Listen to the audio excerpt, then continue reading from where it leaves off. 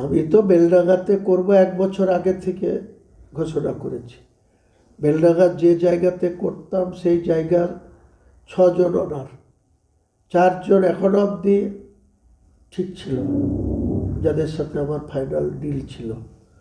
2 জন, একজন হচ্ছে রবিউল আলম চৌধুরীদের বাড়ির লোক, রবিউল আলম চৌধুরীর ছেলে রবিউল আলম চৌধুরী বেলডাঙ্গার এমএলএ।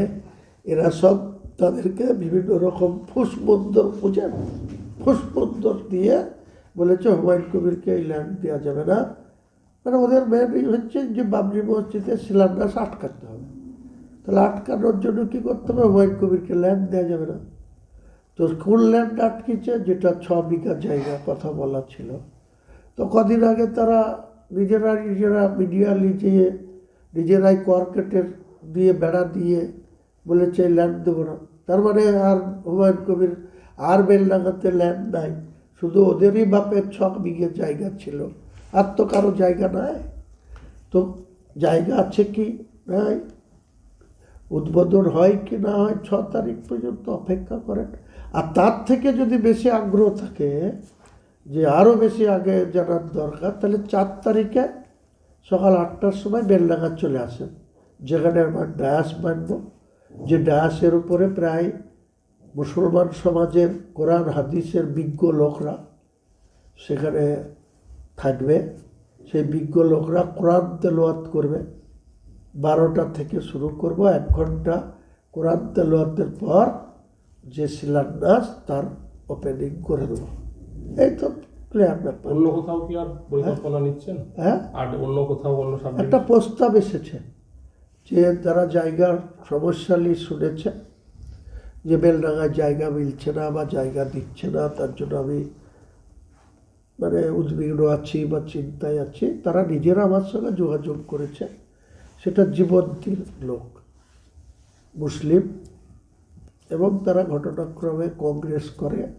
আগে করতো আমার সঙ্গে কংগ্রেস, এখনও মধ্যেখানে তৃণমূলে ঢুকেছিল, আবার তৃণমূলের দুর্ব্যবহারে আবার কংগ্রেসের দিকে গেছে। তাদের কাছ তারা আমার কাছে অ্যাপ্রোচ করেছে, টেলিফোনে ডাইরেক্ট বলেছে আপনাকে আসতে হবে, আমাদের জায়গাটা দেখতে হবে, আপনি দাম দর নিয়ে কোনো সমস্যা নাই, আপনাকে জায়গাটা দেয়া হবে, আপনাকে এখানে একটা মসজিদ বানাতে হবে।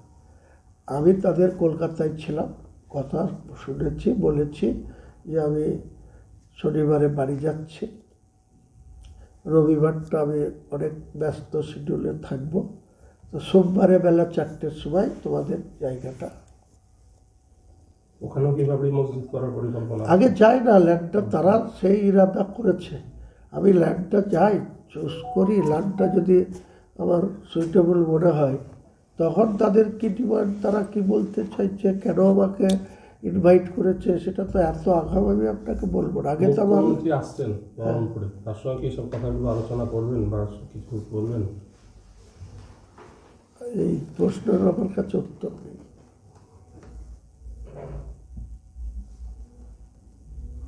আপনি তো বলছেন বেলডাঙ্গাতে ল্যান্ড আছেই, তাহলে আবার ওই ল্যান্ড দেখতে যাচ্ছেন কেন? তাহলে কি আরে ভাই, ওই ল্যান্ডটা আমাকে তারা প্রস্তাব দিয়েছে, তা আমি ভিজিট করতে যাব না, ল্যান্ডটা দেখতে যাব না?